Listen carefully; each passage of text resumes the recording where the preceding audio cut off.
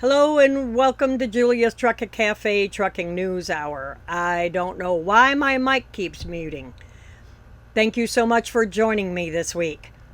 We have lots of news to get to, as always, from North Carolina banning booting commercial vehicles for parking, to bad accidents, to a windmill turbine blade getting loose and deciding to go the other way on the interstate.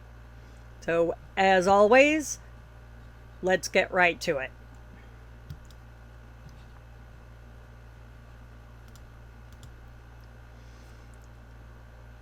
Our first story is the windmill turbine blade comes loose during transport, injuring one person. A windmill turbine blade came loose during transport on Interstate 70 in Maryland.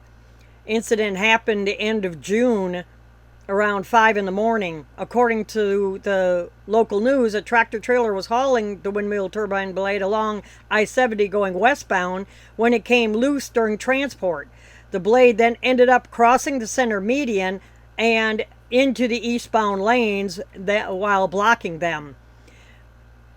And the truck itself, as you can see in the photo here, was blocking the westbound lanes.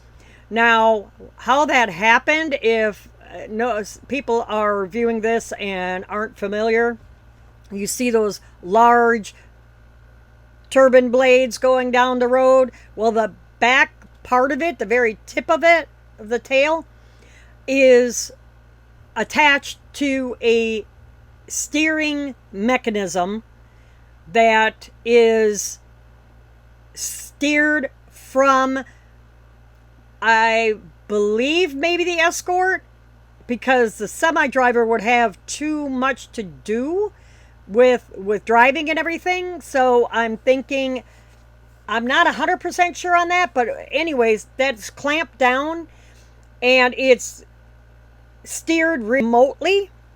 So it's should follow along with the semi, but a lot of times those clamps will come loose around that, I call it a fin, but that turbine, the blade. And this is what happened. It veered over, crossed into the median, and then went into the eastbound lanes of Interstate 70, which is a pretty busy stretch of road right there. So it took several hours to have to make it cross back over behind the semi to straighten it out, and following along and clamp it down again. And it took quite a while, so I'm sure 70 was backed up for quite a while with this whole mess. In our next story, North Carolina seeks to ban booting for commercial vehicles. And here you see the boot right there. It's just a claw on a stand that they put around the rim. They clamp it on both sides, locking, and it comes together and locks, and you can't move. North Carolina bill will forbid the use of boot devices on commercial vehicles as a parking enforcement tool. The state Senate Bill 311, also known as the Law and Order Act, hit the desk of the governor, Josh Stein, after passing through the House and the Senate of North Carolina. Among the wide-ranging provisions in the bill is a prohibition of commercial booting. Quote, a commercial vehicle shall not be immobilized using a device such as a boot or any other device for the purposes of parking enforcement. Using an immobilization device on a commercial vehicle is a violation of this section and is a Class 2 misdemeanor. A Class 2 misdemeanor in the state of North Carolina is punishable by 60 days in jail and a $1,000 fine. The bill also includes a provision that will require tow companies to, quote, promptly return any commercial cargo towed by the tow company to the owner of the commercial cargo or to a designee of the owner upon request, following a non-consensual tow. If signed into law, both provisions will go into effect on December 1st of this year. Several other states have recently passed similar legislation to crack down on predatory tow companies, and these states are Mississippi, Florida, and Tennessee.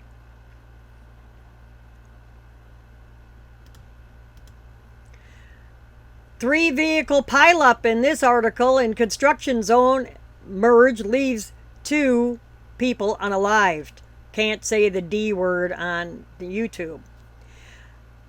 3-vehicle pileup involving a semi in a construction zone merge left 2 people unalived in Michigan on July 1st. I'm kind of skipping around with the news as far as dates go. This happened on Interstate 96 going westbound. According to the local news, a semi was stopped for traffic at a construction zone merge when a pickup truck pulled up behind it. A box truck was unable to stop in time and crashed into the pickup, pushing it into the semi. The box truck then ended up nearly on top of the pickup truck, and both vehicles burst into flames. Both the box truck driver and the pickup driver were pronounced unalived at the scene.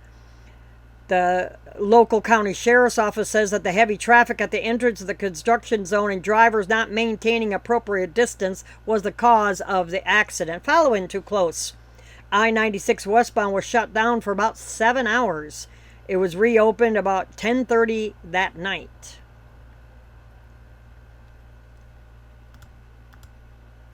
And truckers are to pay more as the Pennsylvania Turnpike tolls increase next year. The Pennsylvania Turnpike Commission announced a toll increase that will go into effect at the start of 2026. At a July meeting, members approved a 4% toll increase that will go into effect on January 4th of 2026. And the mainline Pennsylvania Turnpike and on the Northeast Extension, where tolls are calculated per segment and distance traveled, the per mile rate increases from 7 cents to 7 1/3 cents. So it's 0.07 to 0.073, and the segment fee from $1.09 to $1.13, so 4 cents per segment. Turnpike officials notated that the increase of 4% is the lowest rate increase since 2014. They point out to legislation passed in 2007 that requires them to fund state transportation projects. Since 2008, they have contributed $8 billion to Pennsylvania transportation and infrastructure.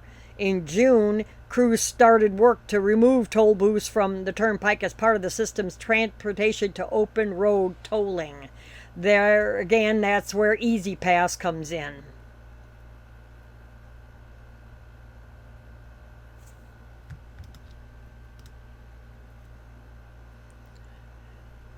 And up next, a truck driver sentenced to federal prison for transporting 25 people in a tanker.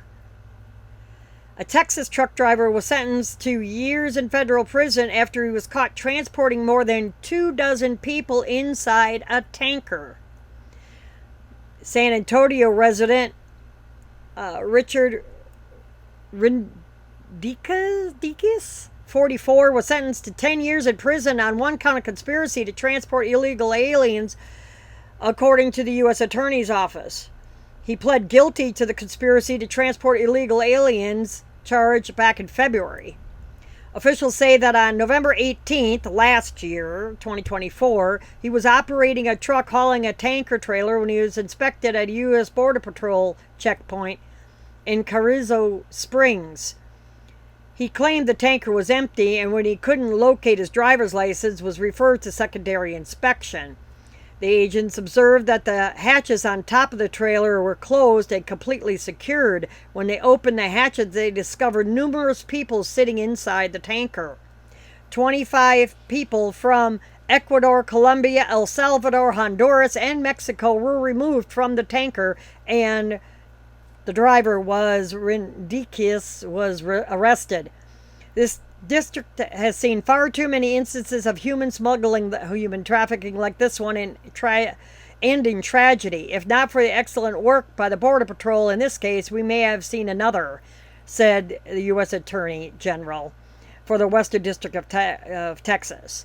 My office will continue to pursue, prosecute, and seek to punish those who selfishly value profit over human life.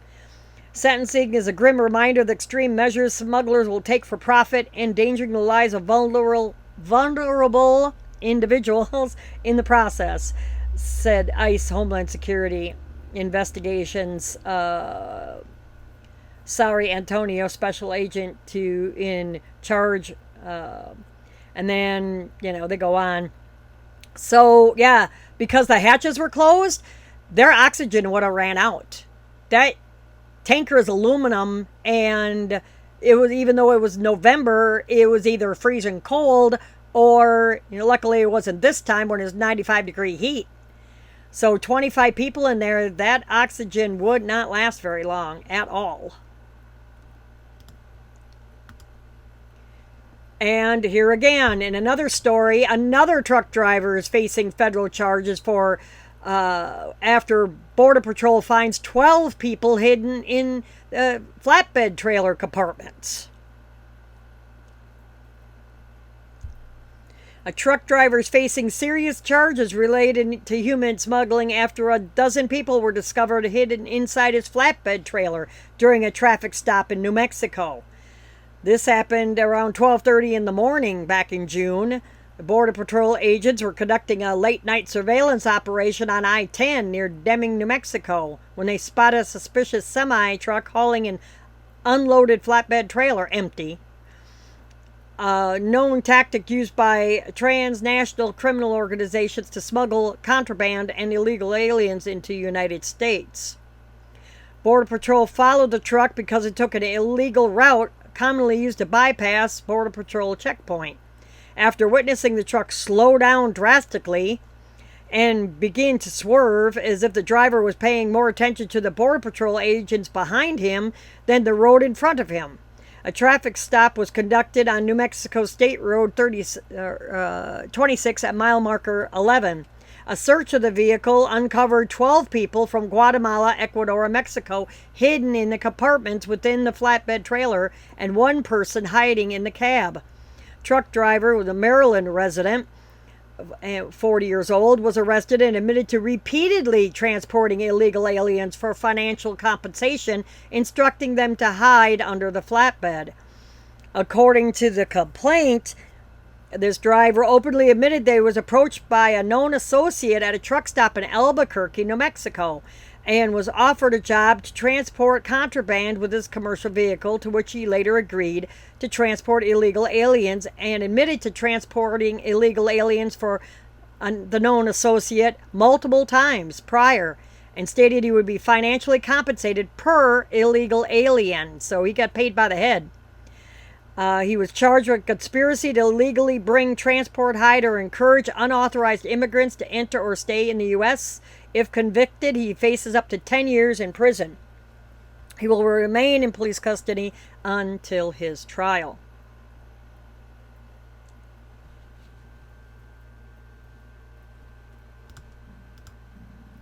And a truck driver is killed in a wreck when a driver illegally re-enters I-70 after taking a wrong exit.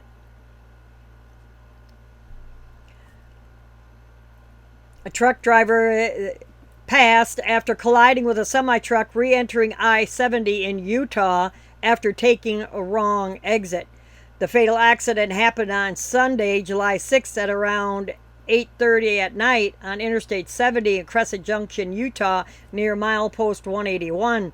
According to the local news, a Freightliner was heading east on I-70 when the driver began to take an exit towards a scenic overlook. The truck driver then apparently changed his mind and drove into the striped area of the exit, where he attempted to re-enter I-70. As the truck driver cut across that striped area and attempted to get back onto the interstate, he was rear-ended by an upcoming semi-truck. The driver in the second truck died instantly. So wasn't looking in his mirrors, expected the second truck to get over.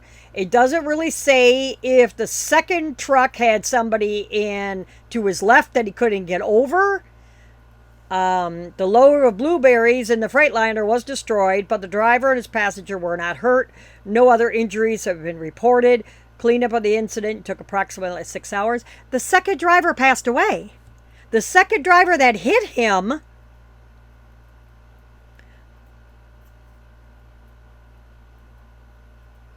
so hard that he died. But all they could say of it was about the cleanup. So our thoughts and prayers are with that second driver. You know, why didn't he move over? Was there somebody on his left-hand side that he couldn't move over? Those things happen. If you got a car coming up beside you and you can't move over, and this guy is crawling out because, you know, he expects you to move over instead of just waiting a few minutes. I've had that done so many times where they'll come out from sleeping, they'll be half awake, and they'll turn around and crawl out right in front of you. You have nowhere to go but to lock him up. And if he couldn't lock him up to avoid hitting him, and then he ends up dying, and he was just minding his own business driving down the road. Just unreal. Unreal.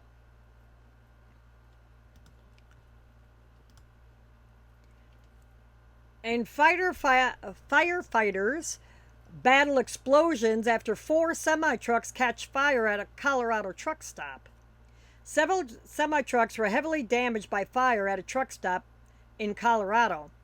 This happened around 9:30 at night. A Mountain View Fire Rescue responded to a reported commercial vehicle fire at a truck stop located along Colorado Highway 119, just west of I-25. When the crews arrived on scene, they found 4 semi-trucks on fire, with 3 of the trucks fully engulfed in flames. It took firefighters about 10 minutes to knock down the vehicle fires, battling explosions from the fuel tanks and tires as they went up in smoke. The cause of went up in flames, I should say. The cause of the fire is still under investigation by the fire marshal and also the sheriff's office. You wonder if sometimes if that's arson. You don't know. Now, this is not the truck that was involved. I got bugs. This is not the truck that was involved in this upcoming story. This is just a picture of just a semi.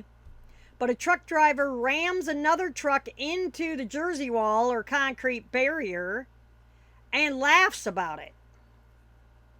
Police say that a truck driver was laughing about it as he drove away from the site of a fatal road rage incident with another semi-truck. The incident happened on the evening of June 22nd.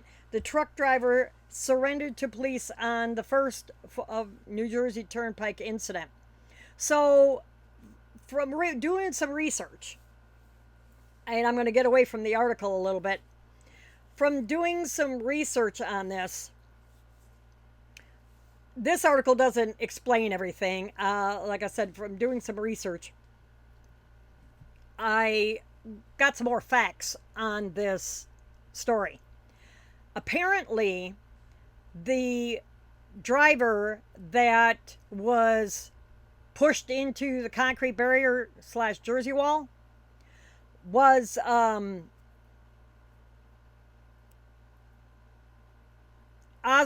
Aiden from Minnesota. He was trying to pass the first truck that pushed him into the wall.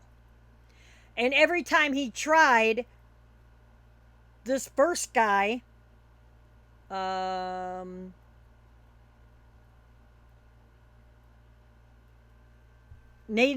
Dwaro, something like that. It's an unusual name. Joseph wouldn't let him pass. He was playing like a cat and mouse game, according to witnesses. So you're driving down the interstate, you come up on a truck, all of a sudden he veers out in front of you. Doesn't let you pass. Thinking it's funny. Then he gets back over, you back off, try to pass him again. You know, and if it's most trucks are regulated at 65 miles an hour. So if you're, going downhill or something like that, he'll speed up, slow down. I've had that happen to me too. And thinking it's funny when you're trying to pass, and they'll slow down and speed up and all this kind of crap and laughing and thinking it's funny. Well, finally, he, about 90 minutes later, after he tried to pass him on the left several times, this Navardo steers his truck right into Aiden's truck and pushes him into the median, the concrete Jersey wall. He then into the barrier. Well, he hit so hard he went up and over the barrier, this Aiden, crossed the other side of the interstate and crashed into the trees and died. This is how you're thinking you're funny could end up killing somebody. You're not funny when you do this crap. We're supposed to be professionals out here. And this is bullshit. So after all this accident and everything, he left it was on New Jersey Turnpike. He left at the second exit and must have ran down 295 and then got back on about 90 minutes later. And they obtained dash cam footage from the semi confirming the series of events. He also left the interstate. He used duct tape to try to cover up the accident, along with cleaning solution. And he's since been arrested.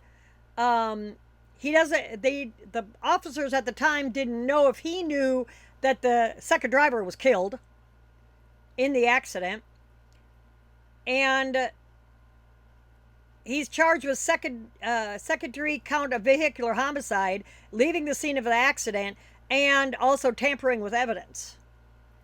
Because they still found some of the paint from Aiden's truck on this guy's truck, Noiro's truck, and definitely knew that he did it along with dash cam footage and everything else. So from what he they said here was that the company that he worked for was involved in multiple crashes in the last 3 or 4 years, and the owner, of course, denied any comment or anything, but also took her LinkedIn profile down. And like I said, I did further research. So he's, waiting his trial in jail. And I believe, unless I might be mistaken. No, that company was from a different story. So I misspoke on that. That owner of the company is in a different story that I'm going to get to. And in this next story, DEA seizes 700 pounds of meth from a semi-truck at a Georgia warehouse. Now, if I'm squinting a little bit, I have my contacts in, and without putting my glasses on, so I either don't look like an old granny, but I have to have it's hard to see. I really need to have glasses on as far as seeing, but then you get the glare from the screen and everything. So 2 people were arrested after federal authorities found hundreds of pounds of illegal drugs stashed inside a semi-truck loaded with produce at a warehouse in Georgia. Officials say that the DEA agents learned that a semi parked at a warehouse in Gainesville, Georgia, possibly contained a large shipment of drugs. So they were tipped off. Agents spotted a sedan next to the semi with Andreas Yazzo Jr., 37, in the driver's seat, and Perez, 59, in the passenger seat. When the semi was searched, agents discovered 20 pallets of boxes containing cucumbers. Within the boxes, the DEA uncovered thousands of individually wrapped packages of meth. Yazzo Jr. and Perez were allegedly tasked with offloading the shipment from the semi and separating the drugs from the cucumbers. After DEA agents arrested Yazzo Jr. and Perez, the agents learned that the total quantity of the meth seized exceeded 700 pounds. Jr. and Perez were charged with possession of intent to distribute meth and was additionally charged with illegal re-entry by a removed alien. So he was already booted from this country and he came back across. Perez is allegedly a citizen and national of Mexico with no legal status in the U.S. In 2001, Perez was deported and removed from the U.S. following a felony conviction in Arizona for transporting pot. He allegedly re-entered the U.S. thereafter and was encountered by feds in March of 2014 while transporting nearly 1 kilo of coke in the Atlanta area. August of 2015, a federal judge sentenced him to 6.5 years in the pokey. Upon completion of his sentence, Perez was deported for a second time. He just doesn't learn. He's like a cockroach. He keeps coming back. The case is under investigation by the DEA with assistance from the Georgia State Police and the Bureau of Investigation and Department of Homeland Security. And they go on to thank the officers, blah, blah, blah, blah. I don't usually get into all that mess.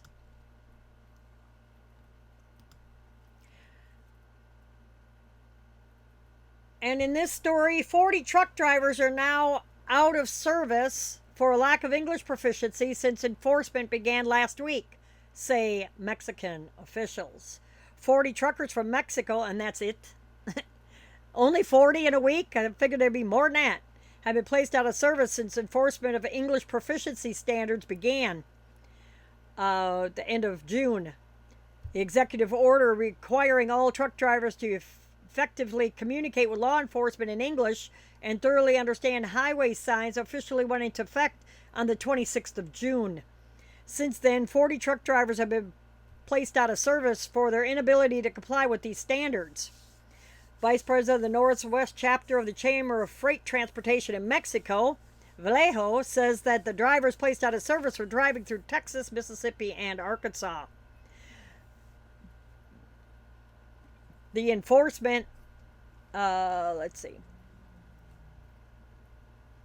enforcement had been primarily in these states, but no one has lost their license in California, he said.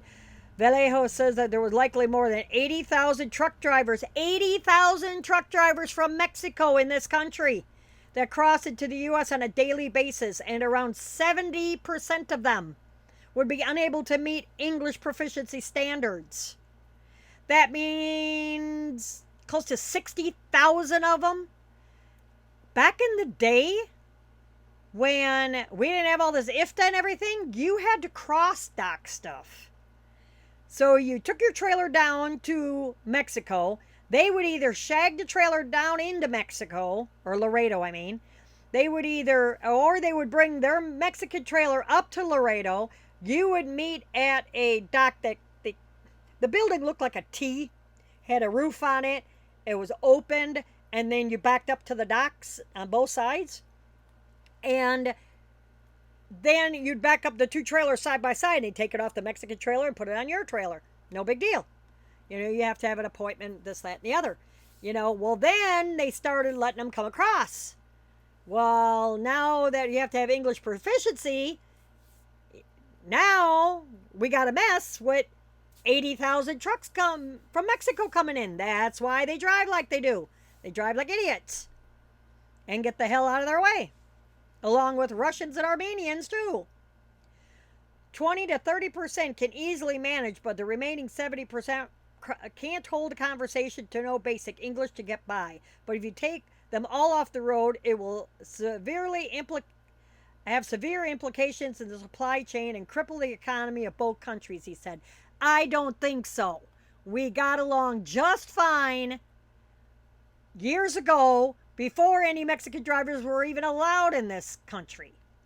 In an attempt to solve the booming issue, multiple trucking groups and trucking companies are now offering English language classes to drivers in hopes to bring them up to the new standard. Yeah, see Dick, Jane, run with dog kind of thing. The 40 truck drivers placed out of service for English proficiency reasons may face between $10,000 and $50,000 fined if found driving again without improved English proficiency. So if they go back to Mexico and they come back across the border and still can't speak English, they'll get fined between $10,000 and $50,000. Good on you. If you're in this country, you live here, you need to speak the damn language. I don't, if I go to Italy or Mexico or Germany or something, I better get an interpreter or be able to at least get by and speak the language. so people can understand me. And in this story, USDOT unveils Blockbuster ProTrucker package that promises to halt speed limiter mandate, expand truck parking, and much more. U.S. Transportation Secretary Sean P. Duffy rolled out a wide-ranging plan designed to support the trucking industry by cutting regulations, cracking down on bad actors, and increasing truck parking. On June 27th, Duffy publicly debuted ProTrucker package consisting of regulatory changes and initiatives designed to improve the lives of American truck drivers. Duffy's package was issued in response to an April 2025 EO from the White House that mandated enforcement of English language requirements for truck drivers, but also called for the Secretary of Transportation to identify, quote, identify and begin carrying out additional administrative, regulatory, or enforcement actions to improve working conditions of America's truck drivers within 60 days. We all know truckers keep America running while the country sleeps, blah, blah, blah, blah, blah. The package calls for withdrawal of speed limiter rulemaking, prioritizes funding for truck parking, and announces the launch of 2 hours of service pilot programs that could open the door to increase flexibility for commercial drivers.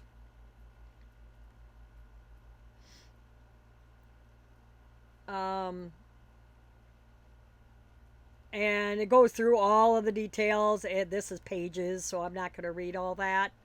But we've been fighting the speed limiter deal for decades. And since they limited them to begin with. And why should, and of course, sad, mad, dad, glad, all of these groups are going to be up in arms, but if my big thing why I hesitate is my big gripe is when they took driver's ed out of high schools that was taught by a certified instructor and left the parents to teach a 16-year-old how to drive when they don't listen to you anyway. That was the downfall of driving, in my opinion. People are running stop signs now. They don't even look to the left, let alone use that little wand on the left-hand side of your steering wheel. That's called a turn signal. They don't even stop at stop signs anymore. I live in a small town in North Mississippi, and I'll be damned if they stop at a four-way stop sign. They're like, oh, there ain't nobody coming. And here I'm coming up to the stop sign. If my brakes failed or something, I would have T-boned them. They don't even stop. And it's just, I don't have to. It's just freaking ridiculous. Exposing the myth that success is all about talent or luck.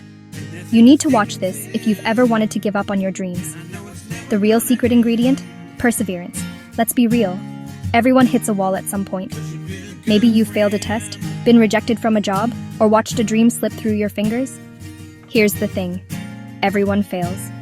What matters is what you do next. Did you know Thomas Edison failed over 1,000 times before inventing the light bulb? Or that J.K. Rowling was rejected by 12 publishers before Harry Potter became a global phenomenon? The truth is, perseverance is the common thread in every great success story. Think of perseverance as your superpower. It's what keeps you moving when things get tough, what helps you learn from mistakes, and what turns setbacks into comebacks. The best part? Perseverance isn't something you're born with. You build it, moment by moment, every time you refuse to quit. So next time life knocks you down, remember this. It's not about how many times you fall. It's about getting back up, again and again. Because the power of perseverance isn't just about reaching your goals. It's about becoming the kind of person who never gives up on themselves. So whatever you're facing today, don't quit. Keep going. Your breakthrough might be just around the corner. 5 people perish in a horrific accident. 5 people passed after truck driver fell asleep at the wheel and crashed into stop traffic on I-20 over the weekend. This accident happened back the end of June around 2:30 in the afternoon on Interstate 20 in Dallas. According to the local news, this 27-year-old Alexis Gonzalez Campanoni fell asleep as he was driving near Hiram Road Bridge. You see him. He's the guy there in the t-shirt. Yeah, he's the guy right here in the t-shirt. And he gets out of the truck unscathed, it looks like. Really? He fell asleep. He was driving near the Hiram Road Bridge, causing him to crash into stop traffic on I-20 for a previous crash. Excuse me. He crashed into a Ford F-150 before slamming into two other tractor trailers. One of the secondary tractor trailers then jackknifed and struck a Jeep, a Mustang, and a Honda. The chain reaction crashes involved a total of 7 vehicles. 4 people inside the F-150 were pronounced dead at the scene. The 5th person was flown to a nearby hospital in critical condition. 1 person in the Jeep hit by the jackknife semi-truck was also pronounced dead at the scene. All you could see was one 18-wheeler. Half of the back end was missing. According to this witness who was working at a nearby business, and then another 18-wheeler, and the cab was completely gone.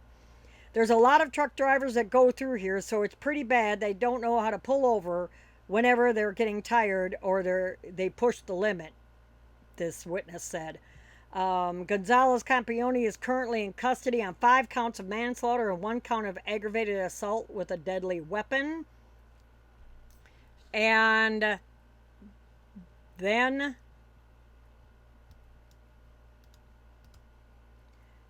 update on this story. $1.5 million of bail was set as a 6th person passed after that crash involving 7 vehicles. And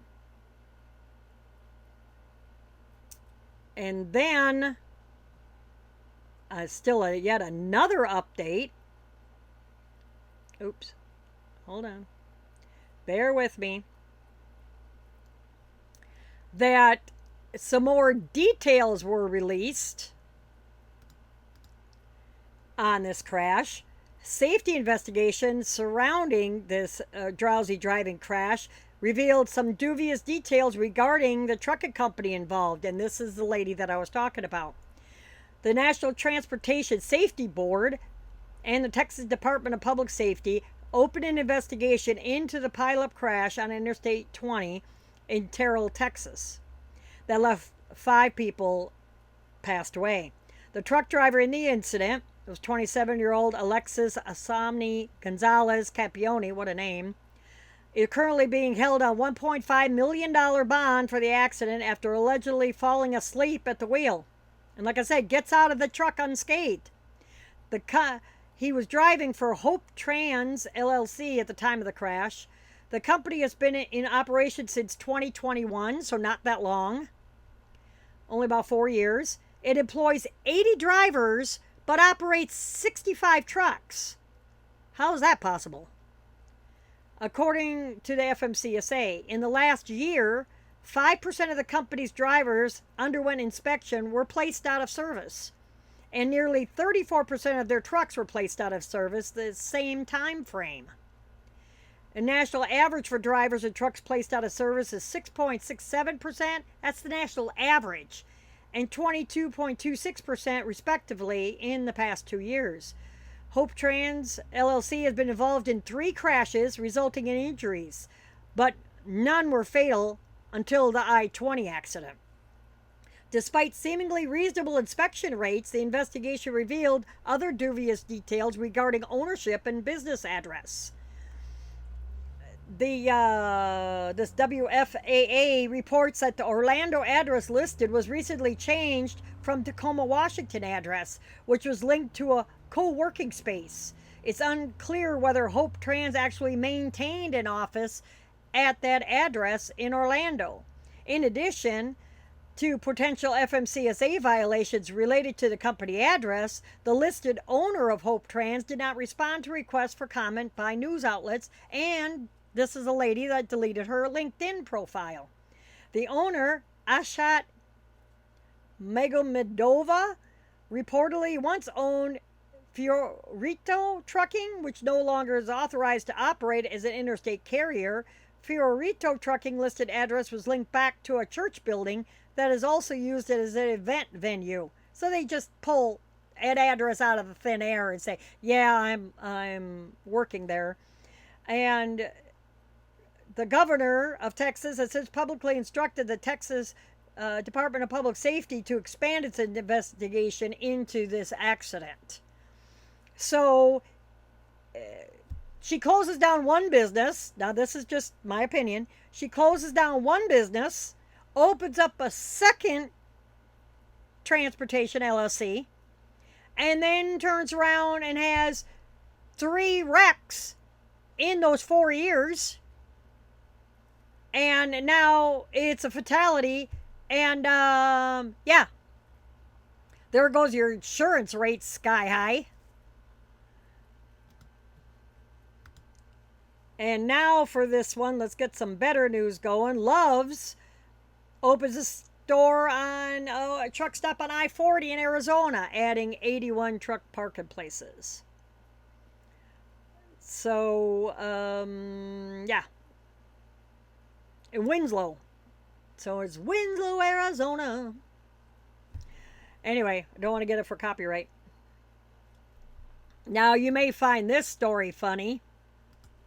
An armed woman blocking I-45 in a lawn chair after a crash with a semi-truck.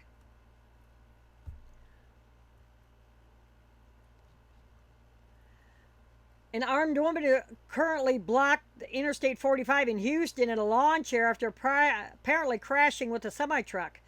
This happened on I-45 near Cypresswood Drive in Houston. The crash occurred and standoff began at about 2 o'clock in the afternoon at the end of June. According to the local news outlet, the woman was initially involved in an accident with a semi. After the accident, she exited her car with a handgun and set up a lawn chair in the middle of the freeway. She ignored all verbal commands given to her to drop the weapon. The woman soon engaged in a standoff with police. As of 3 p.m., negotiators had contacted a family member to see if they could help talk her down. Southbound traffic was being detoured while northbound traffic were being rerouted on Cypress Drive. I'm sure they got her in custody after a while.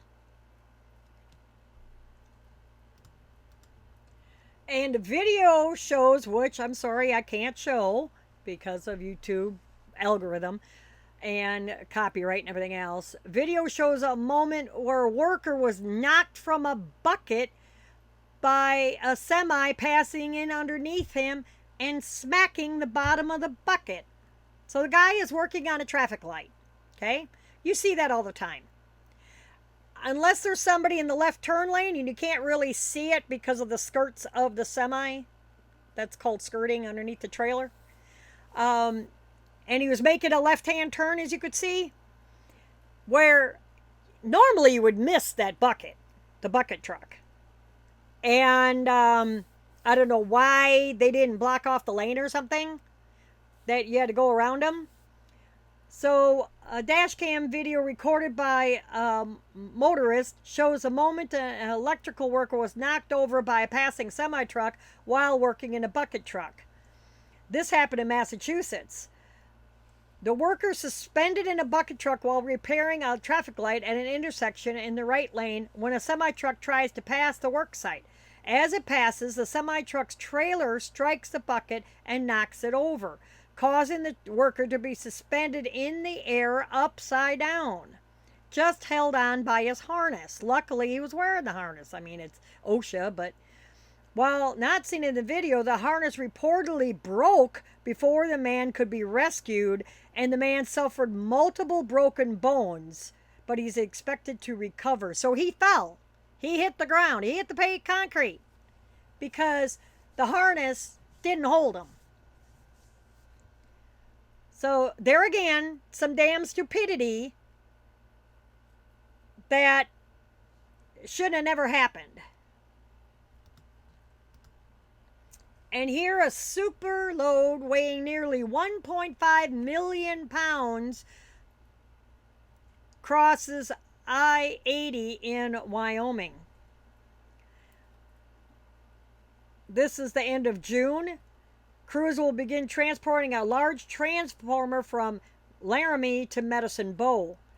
The superload will leave a rail yard in Laramie, and it left their 30th of June, and expected to reach I-80, its snowy range on-ramp, about 10:30 that morning. The slow-moving superload will then move west along I-80 to the truck parking area at mile marker 307. And at 5 o'clock in the morning on the next day is expected to leave the truck parking area and travel for about 2 hours on I-80 to Arlington at the 272.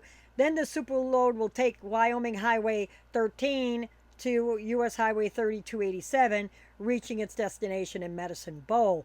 The transport dimensions of the load: 17 feet 3 inches tall, 26 feet wide, 385 feet long, and weighs almost 1.5 million pounds. Due to the size of the superload, both lanes of travel will be used. Not to cause damage to the interstate, the transport will be traveling only 25 to 30 miles an hour, dropping to 10 miles an hour over bridges. Stoppages and travel delays were expected at that time. And I will be right back.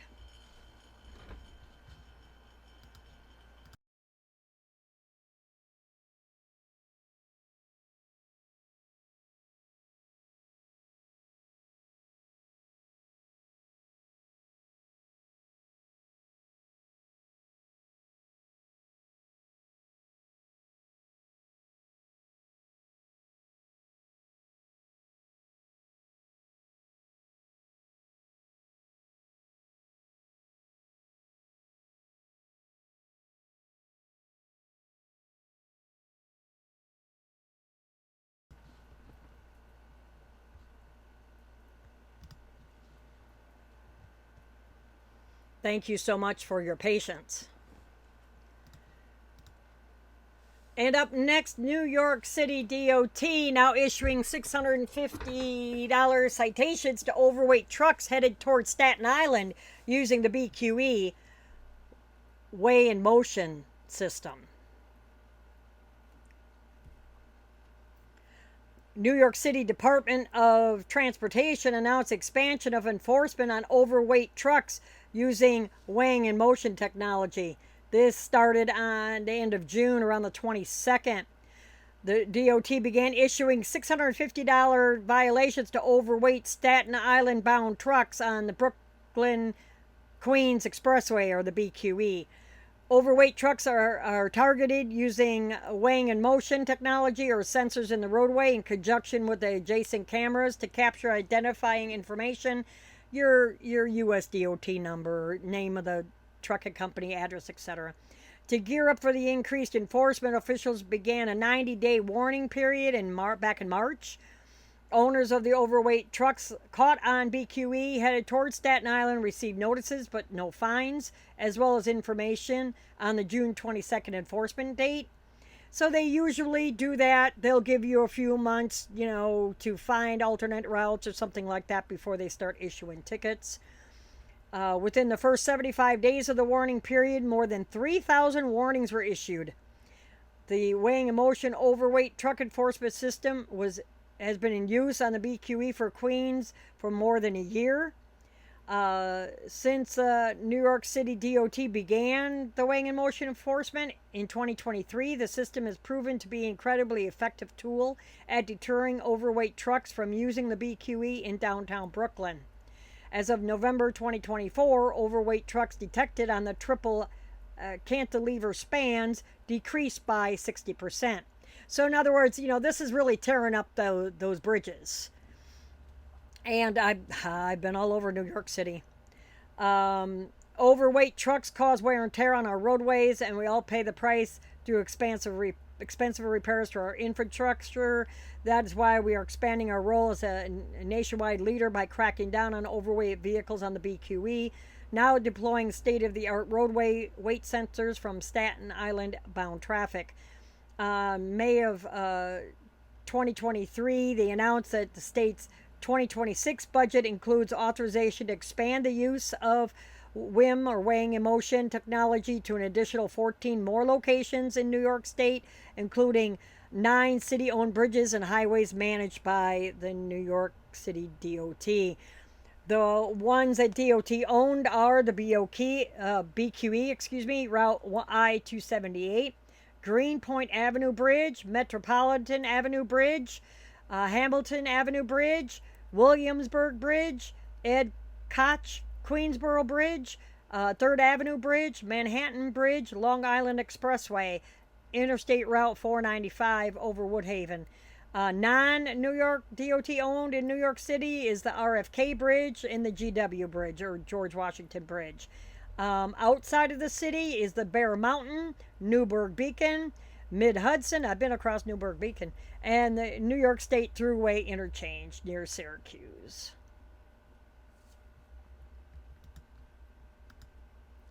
And this gentleman is arrested for terroristic threats after pointing a handgun at a trucker as they drove. He was arrested for terroristic threats after pointing a handgun at a trucker as they drove. This happened in Lincoln, Nebraska. According to the local news, police were called, in the area of Highway 2 and Highway 77 on reports of a road rage incident. Truck driver involved in the incident told police that he was driving south on Highway 77 when a man in a black Ford F-150 pointed a black handgun at him as they drove side by side. Deputies later spotted the pickup matching the description provided by the semi-driver and was able to contact the motorist, 39-year-old Jacob Gum. Gum agreed to be interviewed by police. Gum explained to officers while he was driving on Highway 77, semi-truck attempted to cut him off multiple times. Gum says he pointed his handgun at the trucker, rolled down his window in response to the driver's actions. Gum was arrested and booked into the county jail, where he's facing a charge of terroristic threats. His bond was then been set at $3,000. His next hearing is scheduled for July 24th. Oops.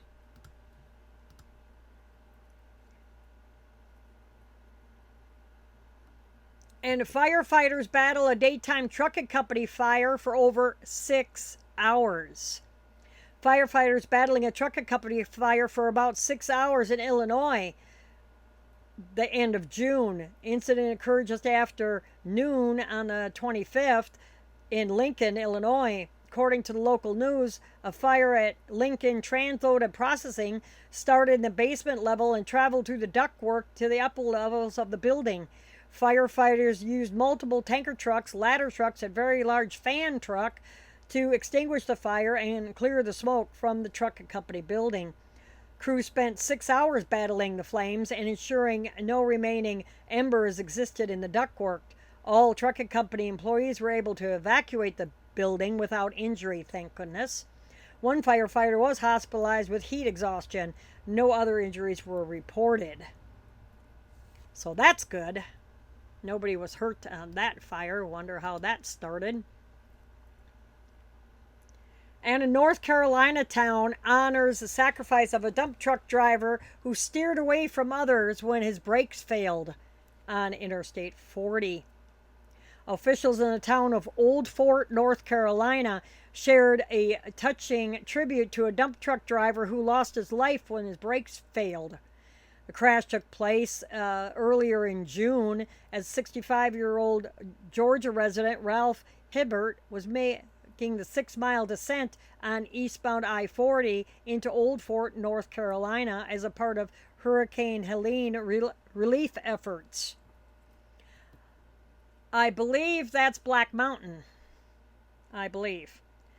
Witnesses told police that Hibbert tried to apply his brakes but not slow and was traveling at an estimated 75 to 80 miles an hour when he took exit 73 after reportedly bypassing a truck escape ramp on the interstate. The dump truck crashed into a building under construction in the 500 block of Bat Cave Road, and Hibbett was ejected. He passed away at the scene. Police confirmed to the outlet that the dump truck's brakes did fail. No other vehicles were involved, and no one else was injured. The town of Old Fort shared a message in honor of Hibbert's contributions to the community and heroic action to save others. Quote, in loving memory of Ralph Hibbert, our community is heartbroken over the tragic loss of Ralph Hibbert, a skilled and respected truck driver with over 30 years of experience. Ralph lost his life this past Tuesday in a crash caused by brake failure. In his final moments, he acted with incredible courage, steering away from others and preventing what could have been a far greater tragedy. His selfless actions were nothing short of heroic. Ralph wasn't just passing through. He has been here helping us recover and rebuild after the recent storms. He became a part of our town in the most meaningful way through service, generosity, and heart. Over the past few days, several community members have reached out to Town Hall asking how they might pay their respects. In response, we want everyone to know that you're welcome to leave a token of remembrance, whether flowers, notes, or memories, at the Arrowhead Fountain. This space will serve as a place for reflection and gratitude for Ralph's life and bravery. At this time, we have not yet been able to locate an official obituary or details about funeral services, but we will share any updates as we receive them. Please continue to keep Ralph's family and loved ones in your thoughts and during this difficult time. The town of Old Fort, North Carolina.